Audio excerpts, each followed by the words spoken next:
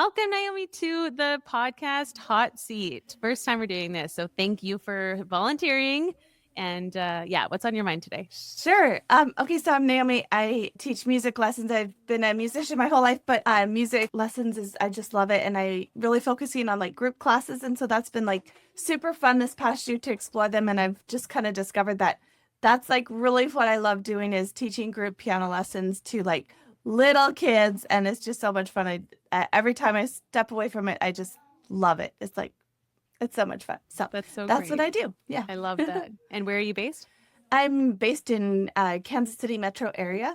Great. Just for everyone listening. Okay, so what is your hot seat topic today? Okay, so I think when I look at like social media and Instagram, and I know I've taught you had a webinar on this, but I'm still like getting hung up on like showing my face on Instagram and and I think that's like my biggest hang up. And I know that I need to address the problem and I need to fix it because I know like that's how I get referrals and that's how I get clients is by people knowing who I am. So it's always like that one-on-one a personal connection. So I know that I really need to like fix this problem, but it's still a problem. And I've like discovered a few things that I've like tried with the workshop that you did. But it's still, I just have this hang up with it still. And yeah. Okay, great. Thank you for sharing that. This is a very relatable question for a lot of people listening. I know that showing our faces can be overwhelming or we might feel a bit awkward. Can you tell me more about what's getting in your way?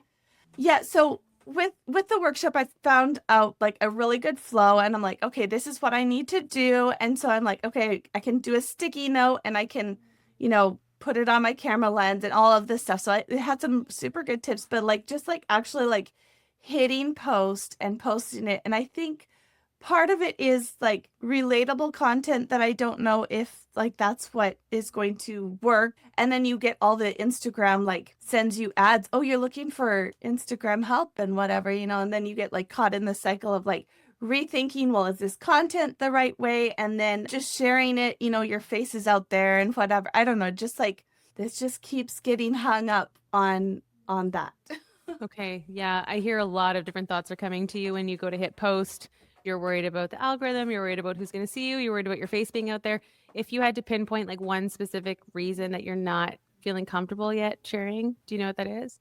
Probably just, I think maybe when it comes to actually posting, it's just like worried that this is not actually something that is relevant for people to hear, like, cause like I have videos on my phone, but actually posting it saying like, is this really relevant? Is this really something that they want to hear? Is it gonna, who's it actually for? And just like, I always want things to make sense on why I do something and it's important to have the why. And if I know why, then I'm like all for it. But like, is this actually relevant? Does this actually matter? Yeah. Yeah. So And I don't know if that actually even helps anyone.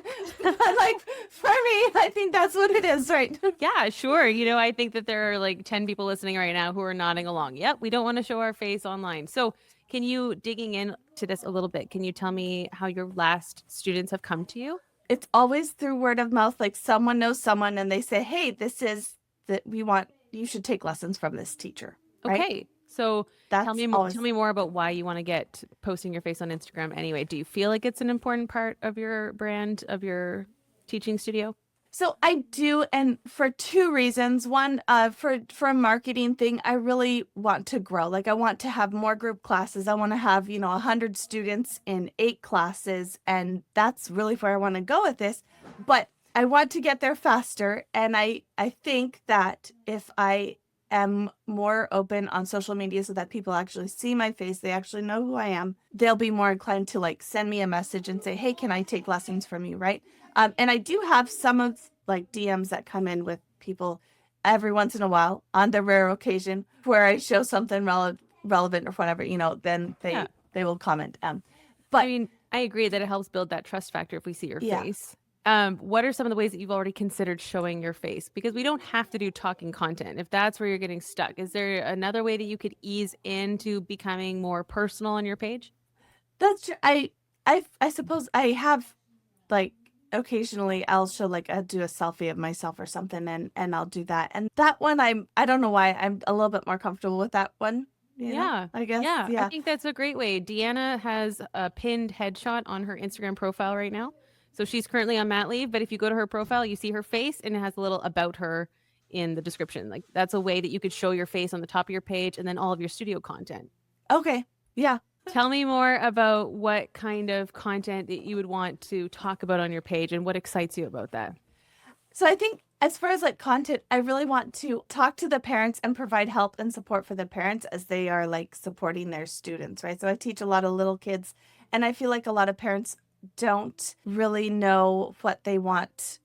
They don't know how to support their kids in their music journey. And so if I'm going to be doing like talking head content or even kind of the direction that I want to go with my content is I want to provide support for the parents on, here's how you can help your kid practice and just empower them to like walk that journey with their child as opposed to saying, hey, go sit down and practice. Like that's what I got when I was a kid. And that's what a lot of parents get. I think a lot of kids, it's just like go practice and you don't really know what or how to support your child. So that's like kind of where I want to go with like in the next like 3 months is that's kind of where I want to go with it. That's perfect. So. Okay, so let's make that like your 3-month goal to have you doing talking content. But talking, why is it important to support your child in their practicing? How can you support your child?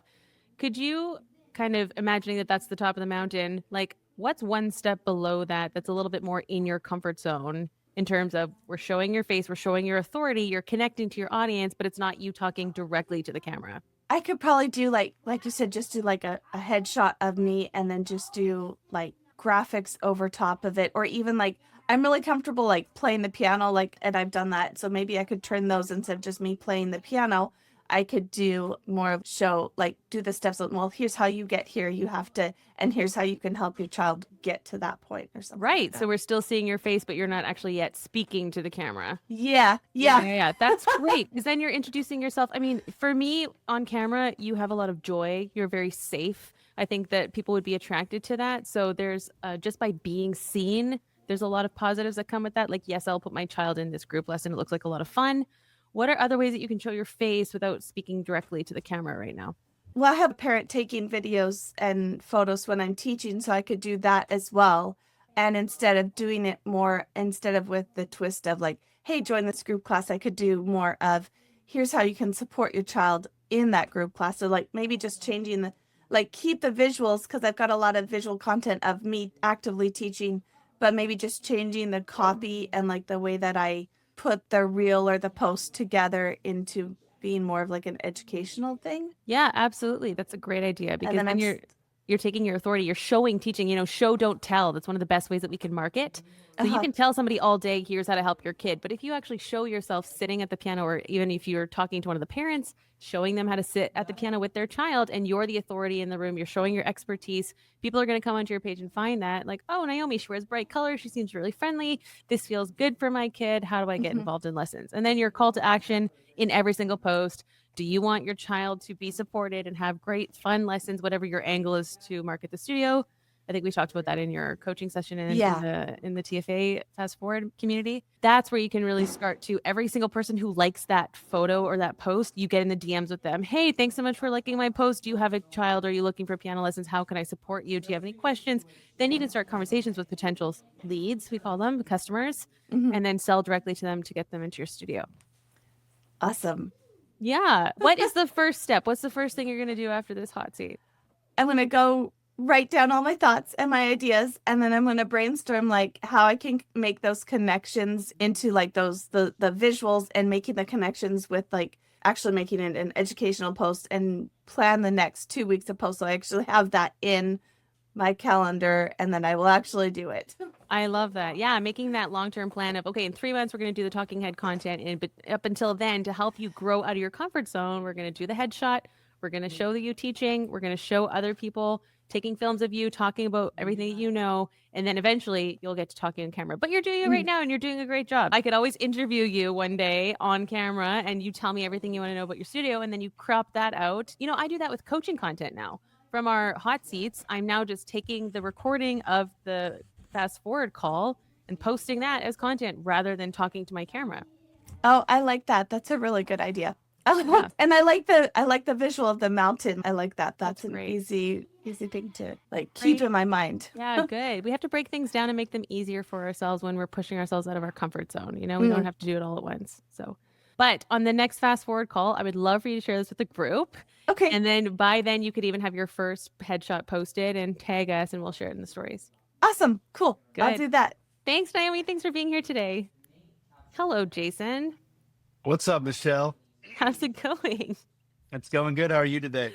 I'm good. I'm good. There we go. You've got headphones, so you're all good. Perfect. Rocking and rolling. Yeah. Awesome. Okay, so welcome to your hot seat, your podcast hot seat. This is the first time I'm doing this, so thank you for being a volunteer.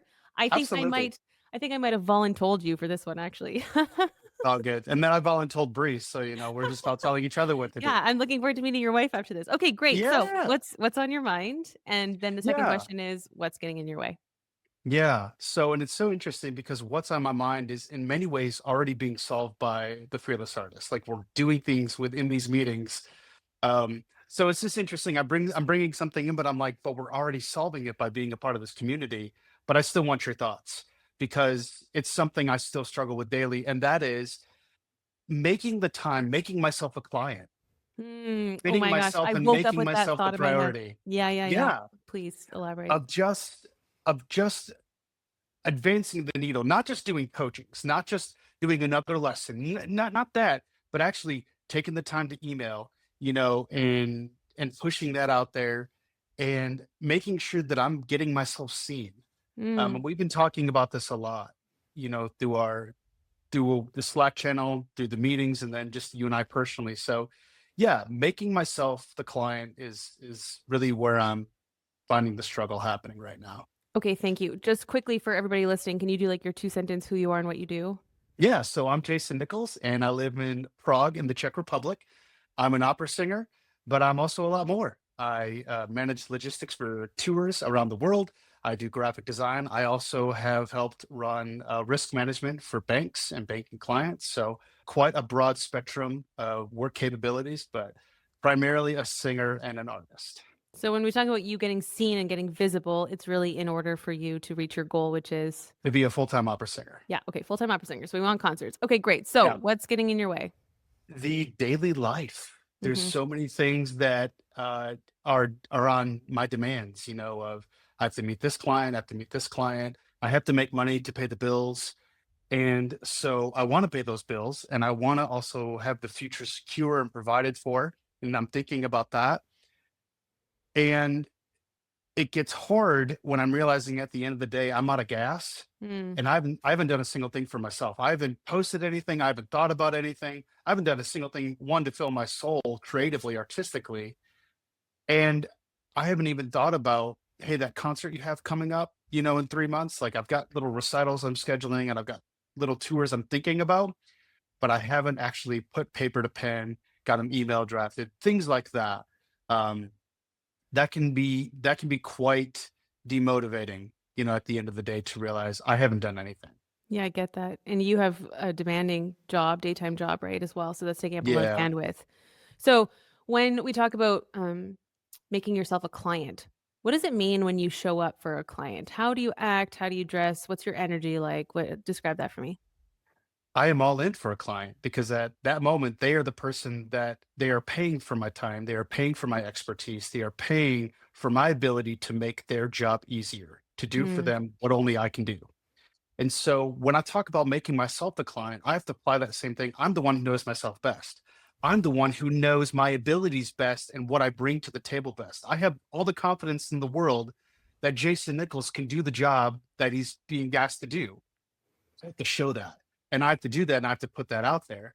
And so I think making myself the client is not just putting things on the calendar for myself, but reaching out to people hmm. and making a connection. We talk about these 2-minute wins in TFA, and that's advancing the needle. It's not just telling yourself, hey, I'm going to do this. It's actually like doing it and sending out the email. And in that way, I think I begin to hold myself accountable because someone else is in the conversation now.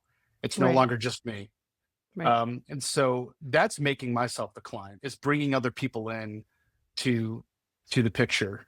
Um, so Yeah, I That's love where I that. kind of land. Okay, I hear you, and I totally get that on, like, a large scale, but, like, let's talk Yeah. super practically because you said just now that Yeah. your daily schedule, like, "Oh, I gotta meet this client, I gotta meet this client." Okay, so what if we had to meet Jason? What would that look Right. like for you, like, in the moment? We've talked about this too, and I have been doing this, and I have been doing better since we started talking about this a few weeks ago of scheduling daily time for myself. And what I try to do and how I try to make this work is I try not to sweat making it like an exact amount of time. Therefore, Mhm. I fail if I don't meet that exact amount of time. I try to make it more that I do something. It's kind of like going to the gym. Today I went to the gym. I didn't want to go to the gym today. I was extraordinarily tired because I woke up like 4 hours before I had to go. Like 4 a.m. I just woke up. But I still went to the gym because I knew it was going to be good for me. And so in the same vein, I know it's going to be good for me to do something for myself in my career goals, no matter how long it takes or how little time it takes. I need to do something.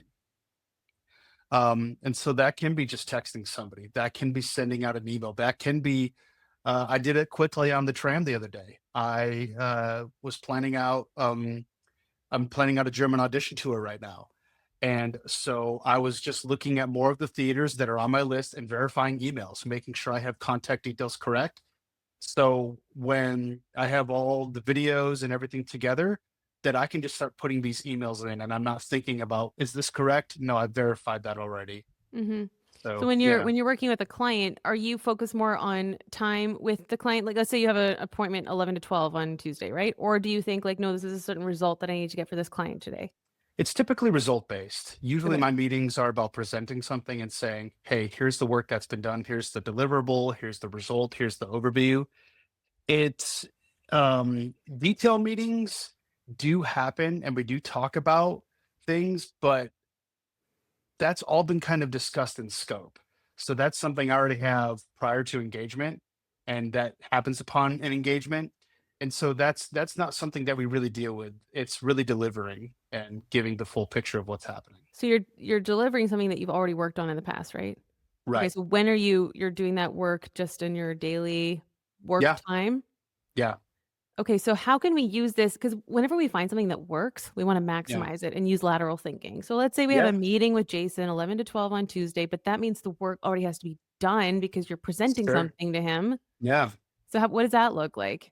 I think that would mean setting goals and making sure, hey, by this date, this needs to be done. It's really just project management for myself where I say, this is what you want to do. What does this look like working backwards? When I think about the tours that I've helped build and manage, that's really exactly how we do it. We start with the date that the tour ends, and then we work backwards and we build out how we want the tour to look, what we imagine it, and then we build out the months leading up and we build scope of what does the work look like involved for making this tour happen.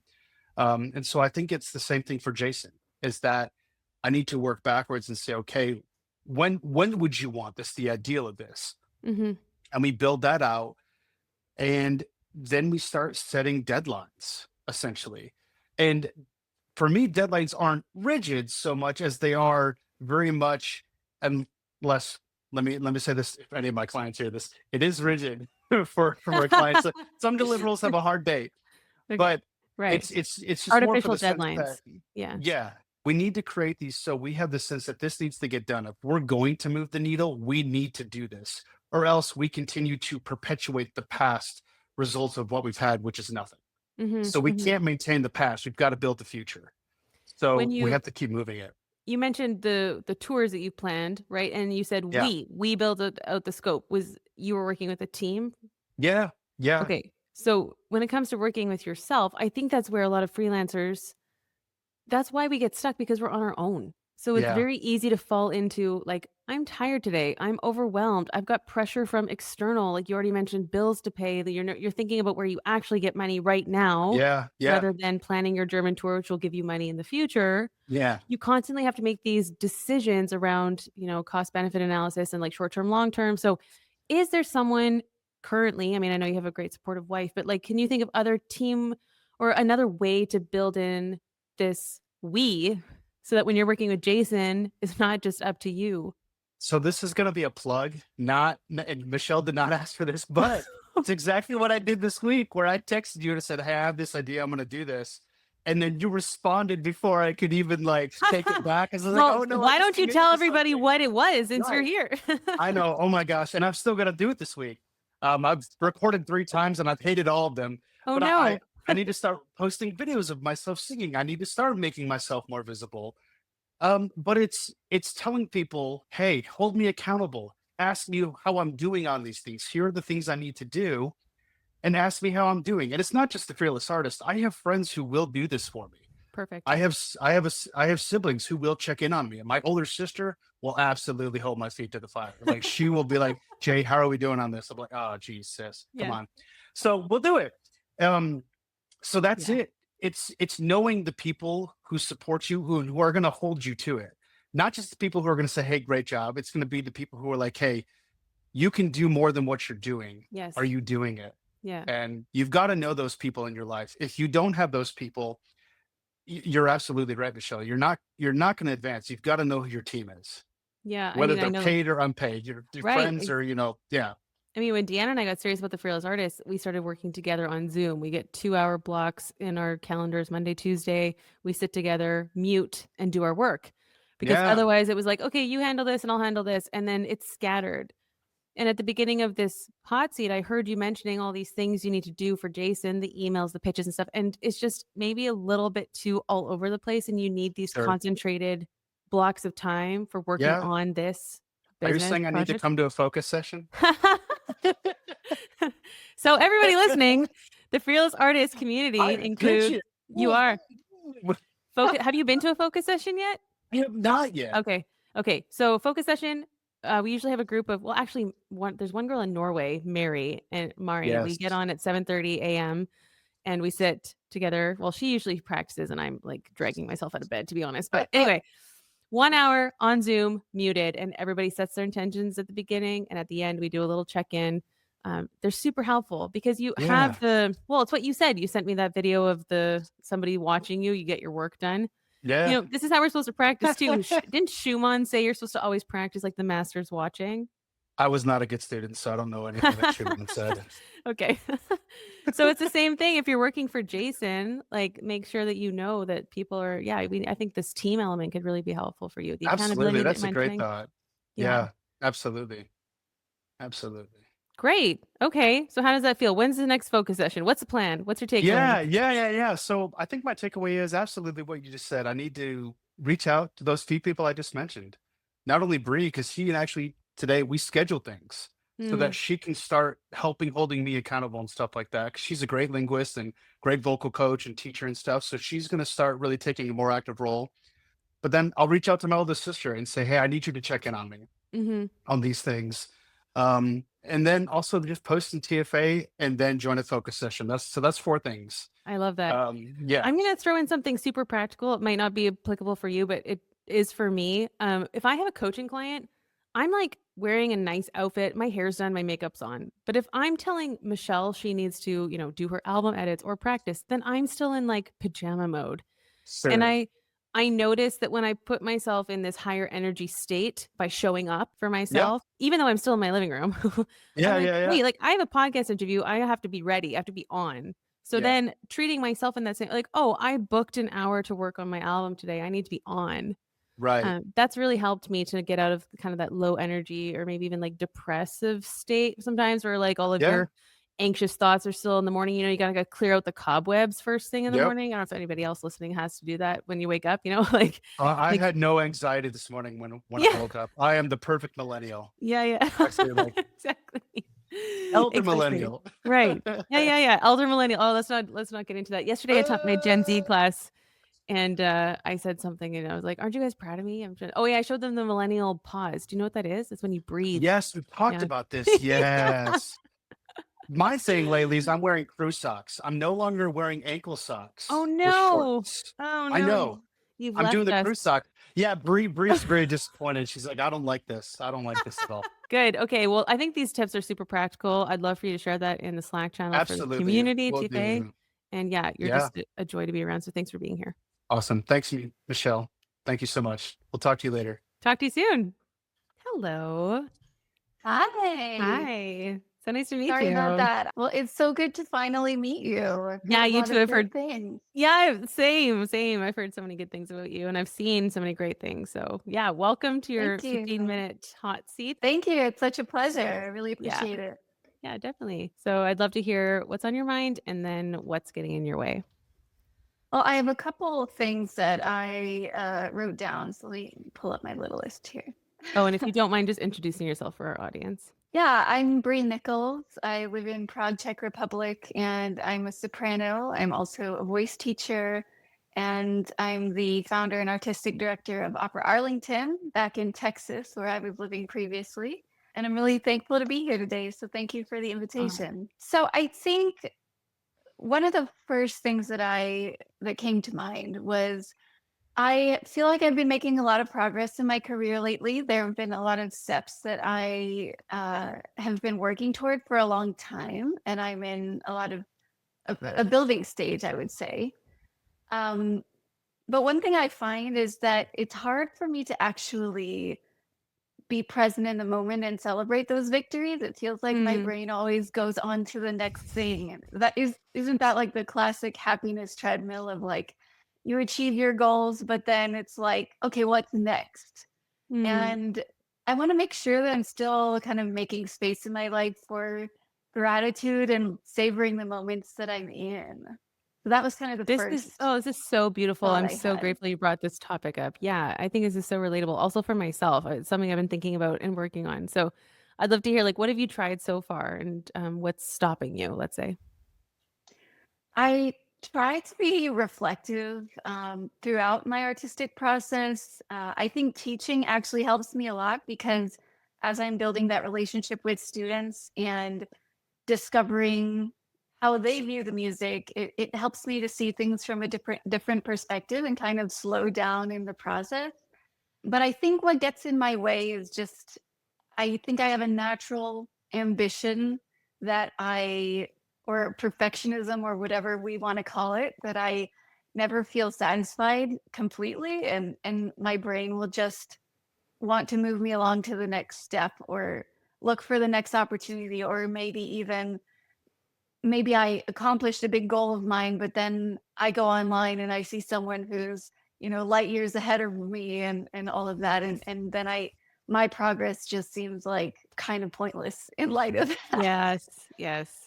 100%. This is very relatable, like I said. So yeah, this is great for sharing. So what's getting in your way is the drive that you have, which is I think in a also lot of ways, yes. a good thing because your drive is what's gotten you this far. So that's where Yeah. these things can be more complex than just black and white. Because I mean, the reason that we have success is because we know how to persevere and have grit and push and look for opportunities and try again after we fall down. So it's interesting if you notice, like, oh, maybe sometimes it can work against you. Yeah. And another thing that's getting in your way is comparison. Yeah, Would you say? absolutely. Yeah. Hmm. Okay. So you've tried already gratitude.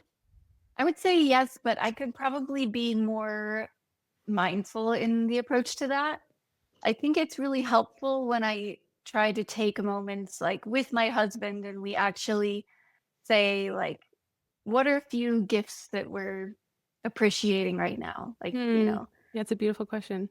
But I think we don't do that enough. Mm-hmm. I Mm-hmm. haven't placed the systems in my life to remind me to do those things regularly. Yeah, absolutely. So, in terms of other milestones in your life, I know you got married, for example. Like, what are other ways that you've celebrated these milestone moments? That's a good question. I mean, I would say another big milestone, for example, would be completing my dissertation and my doctorate. And obviously, you have like the ceremony of that.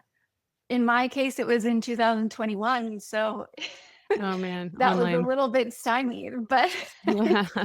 yeah, I think that was a big page turn in my life, big new chapter as well. I think it's important for me to like bring in family and loved ones around to appreciate those moments. Hmm. Hmm.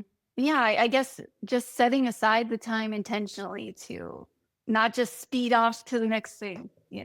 Right. Okay, so I heard your graduation, doctorate. Congrats, by the way.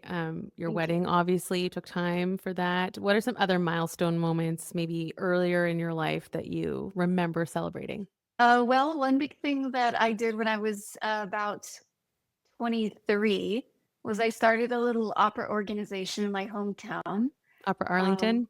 this one is Dapper Opera Troupe, so this was Okay. pre-Opera Arlington, and that was with my very good friend Corinne Polton, and we put on a tuition-free summer program for high school and young collegiate singers.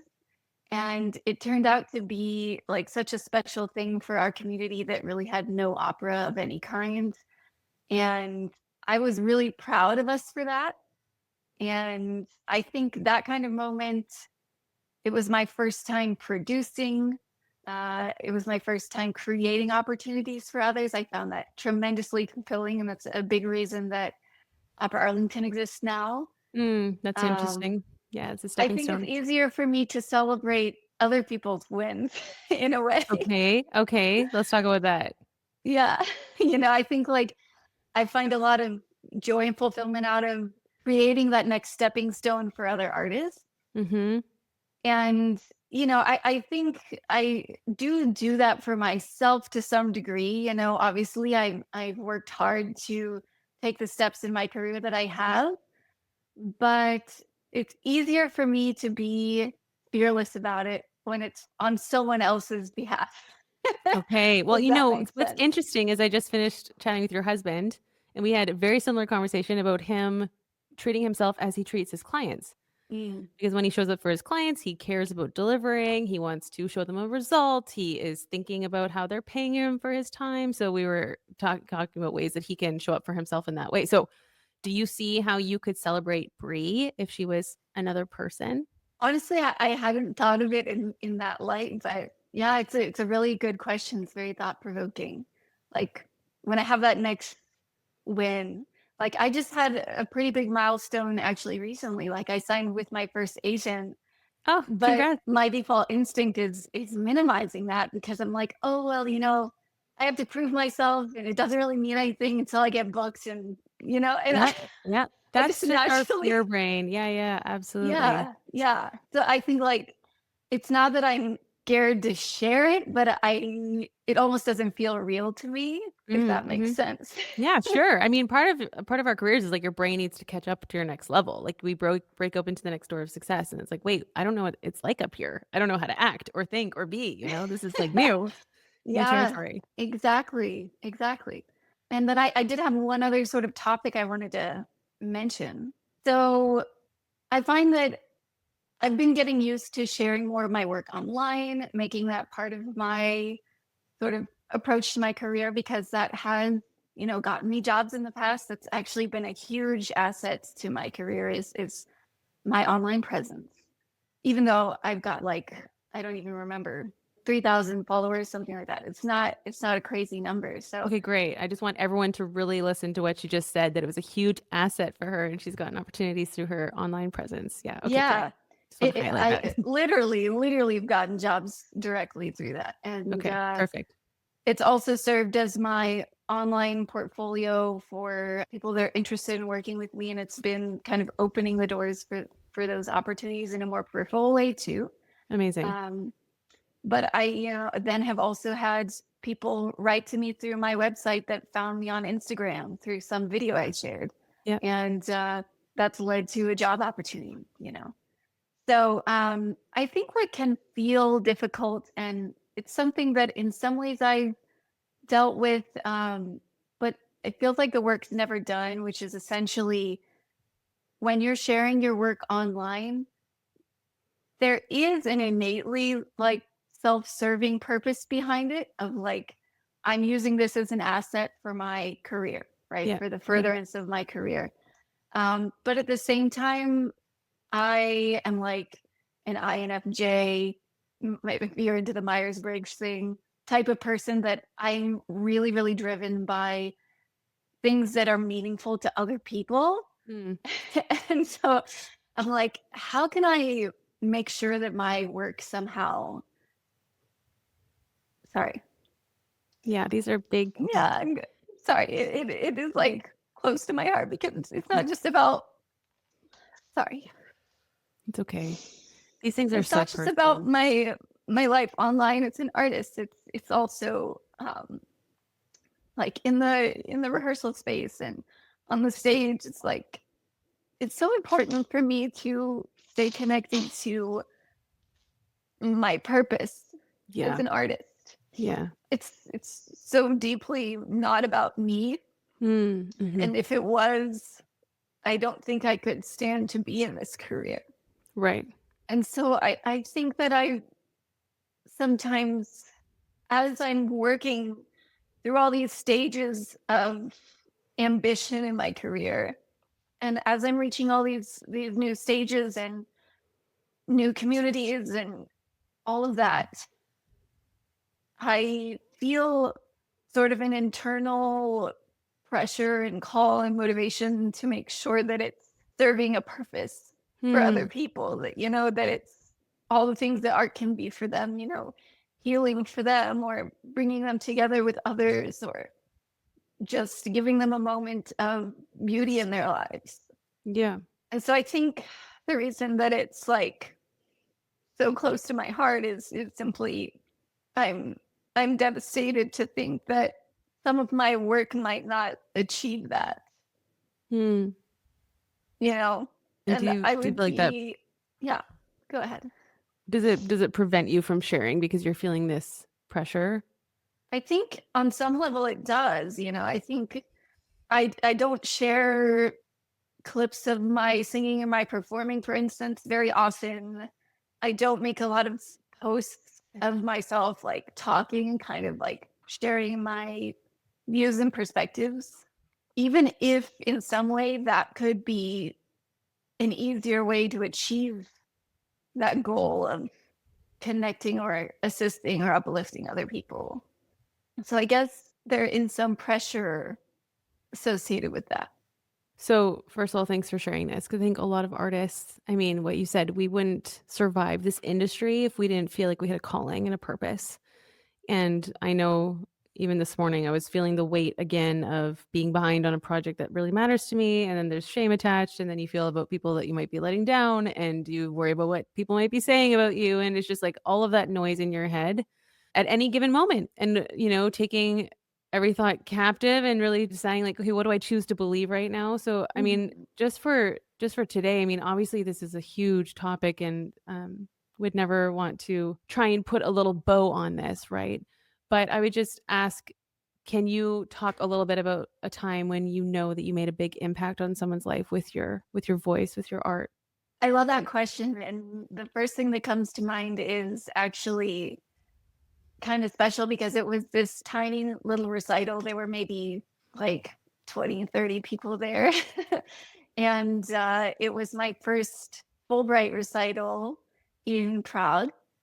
And I had a sort of mutual friend in the audience that I didn't know her well, but I had sung this piece, an obscure cycle by the Czech composer Josef Bohuslav Prster called Jitro, Pure Morning, which ended up being the titular work of my first album, Oh wow. which I really adore. The poetry is so deep and gorgeous, and the music really makes it even more so. But the second song in the cycle is about losing one's parents, the death of one's parents, and it talks about essentially their spirits living beyond us.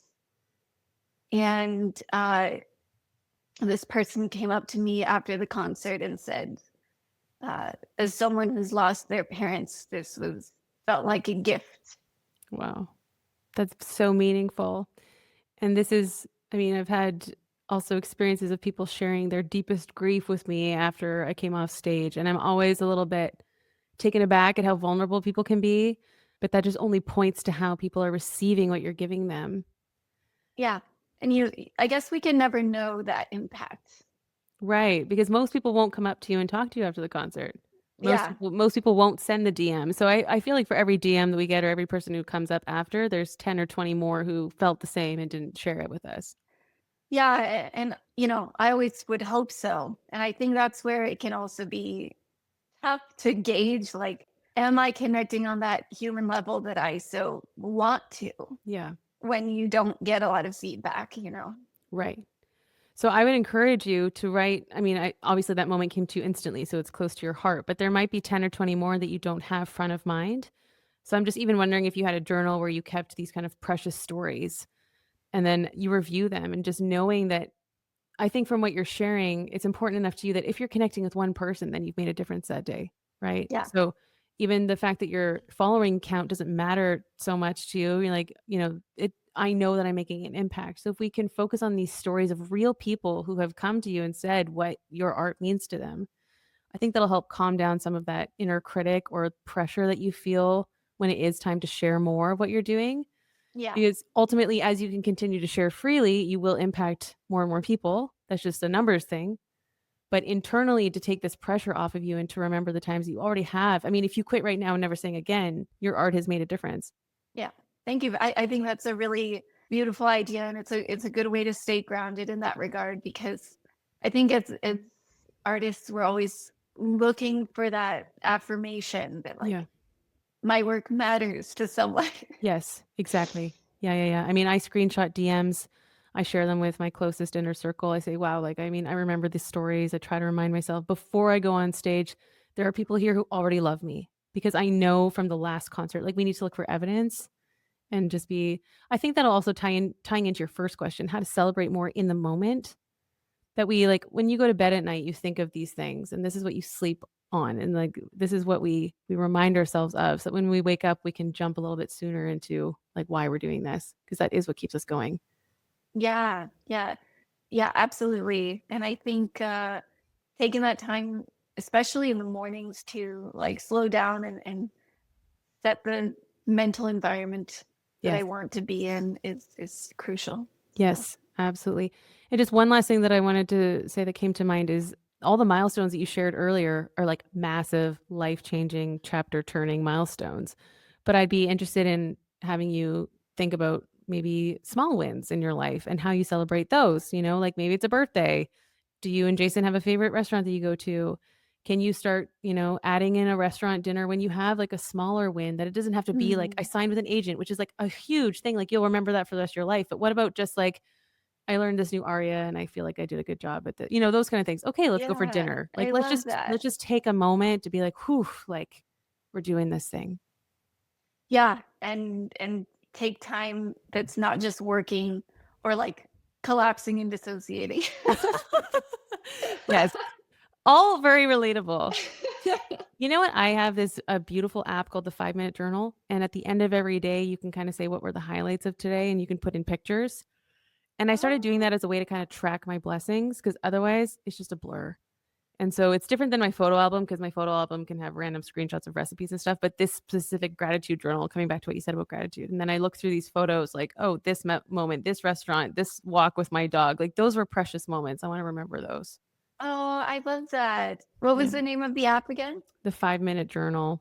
I will check it Yeah. out. Michelle, Yeah. this has been really, really lovely. And thank you so much for sharing all of your insights. Yeah, I can't wait to meet you. You're just like the sweetest person. So thank you for coming on today. Likewise. Thank Yes. you. Good. It's been such a pleasure. Yeah, we'll see you again soon.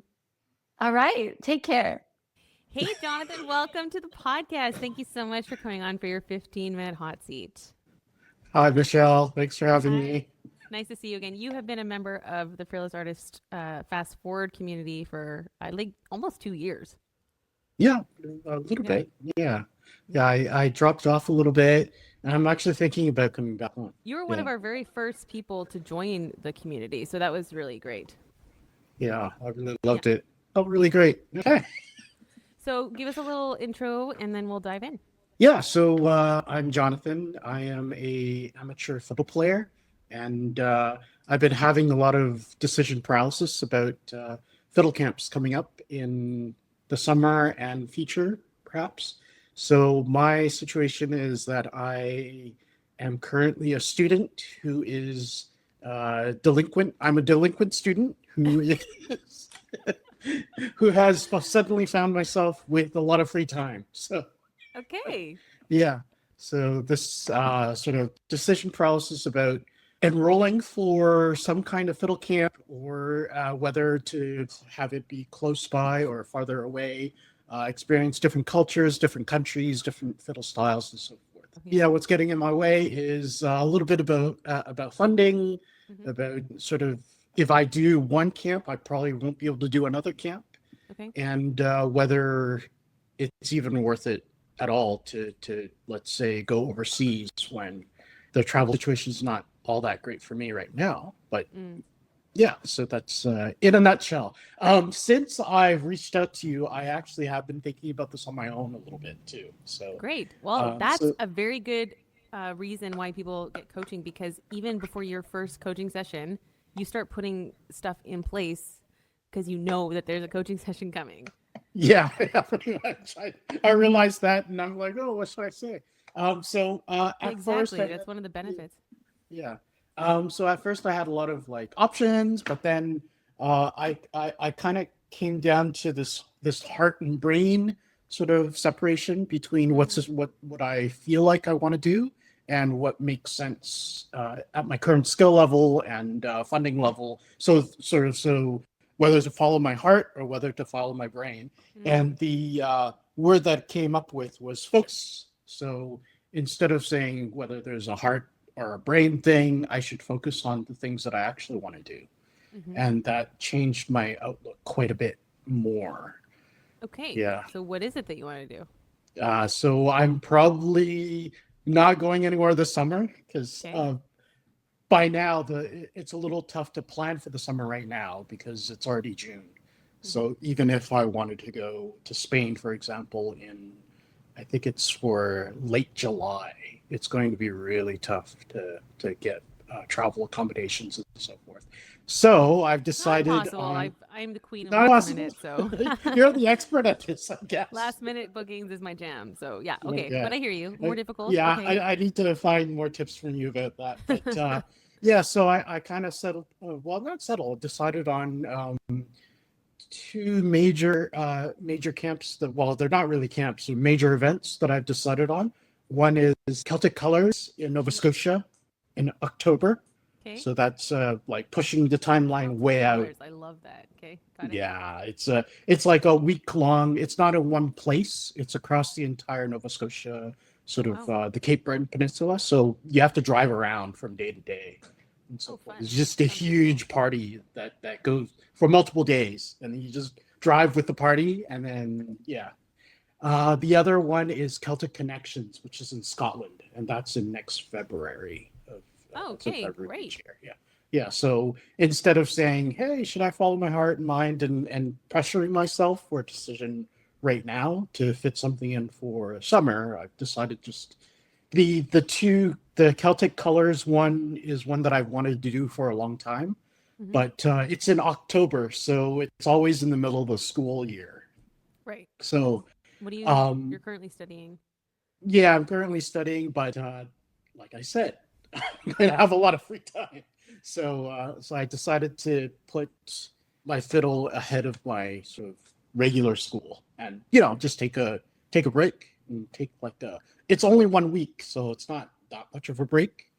So it's So have like you I still decided to go in October and February, or what's the issue that I'm probably resolved going to today? go to the October one. Yeah, so the Okay. October one is going to be they haven't released tickets yet, but deciding this early means that as soon as they have the tickets out, I can go and click a button and book for accommodations and then make my life easier for myself without having to do all the last minute stuff and so forth. Great. So is there an issue that we actually have to solve today? Actually, I don't know. Is this disappointing to you, or is this sound okay No, to you? it's just interesting that like you had this dilemma, and then because you knew you had a hot seat today, you actually solved it yourself. So what does that say? What is that? I think that's a learning moment for a lot of people listening. Well, it just says I actually am very capable of solving problems, and Okay. I think it's the just thinking about talking to you or talking to somebody Mm-hmm. is making that decision be more real, I guess. Before it was just like a hypothetical situation. Or no, I was typing to you. It's like, oh, Yeah, type, that's type, very type. interesting. So a lot of times we're in these kind of irrational fear or irrational situations, and then by making it really clear and practical, like what you're saying, then a decision came to you. Yeah. I think it also shows that you already know what you needed. Subconsciously, you knew, actually, I don't want to be doing last minute July bookings. I'd rather have some time to think about it. October, I can plan a little bit ahead. Yeah. I think a lot of musicians listening, like we already know what to do, but we don't do it for various reasons. One of them is just not being clear. So it's really good to get like sit down, talk with someone, make a plan, write it out, those kind of things to help us get really clear. I mean, I know that I avoid projects because I'm not really sure what the first step looks like, and it just feels like a lot of panic and stress in my head. Yeah. But So how can we best prepare you for this October? this October trip, I'm going to have to plan out some stuff. Mm-hmm. I'll rejoin with the community and see whatever. Yeah, perfect. This wasn't supposed to be a sales call, but hey. hey, see whether there's any contacts in that area. I don't know. Do you have any? Oh, actually, I do. You know, in Canada. I just reconnected with is Harpist KT. Her name's Kristen Tuchko. She lives in Newfoundland now, but she's from Moncton. So my friend Adam, composer, he's from Nova Scotia. Oh, okay, cool. Yeah, Yeah. So building connections. I think that's going to be a lot of these fiddle camps. The actual content of it goes really quickly. So it's more the connection building that I find very valuable. Yeah, it's just circling back to what you said earlier about if it's worth going. I think you're hitting the nail on the head. Like being around community and people that are doing the thing that you want to do, you're going to grow, learn, be inspired. You'll practice harder when you get home. Yeah. That's all good. I know a few musicians who would avoid going because, you know, they're not, quote, not ready, haven't practiced enough, etc. But just like being in that environment is so good for our growth and development. Like we need to be around that top level so we can really be inspired and carry that with us. Yeah, that sounds great. Awesome. Yeah, I mean, it's a cool lesson. I also had a mastermind client earlier today, and she was like, yeah, I only updated my website half an hour ago because I knew that if I didn't, you would come at me. Just like me. It's kind of like when we have lessons, you know, you have a lesson booked and you're like, you're practicing on Monday because you know you have a lesson on Tuesday. And so we need accountability. We need artificial deadlines. And yeah, that's what we love so much about the Fast Forward community. So I'm super excited to welcome you back. I think everyone's going to be really happy to see you. We have 45 people in it now, so it's grown. Wow, that's a lot of people. Okay. Yeah, that's a lot of people. Hey, Jonathan, thanks for coming on today. Yeah, thank you. Thanks for. You're welcome. Talking See to you me. later. Bye-bye.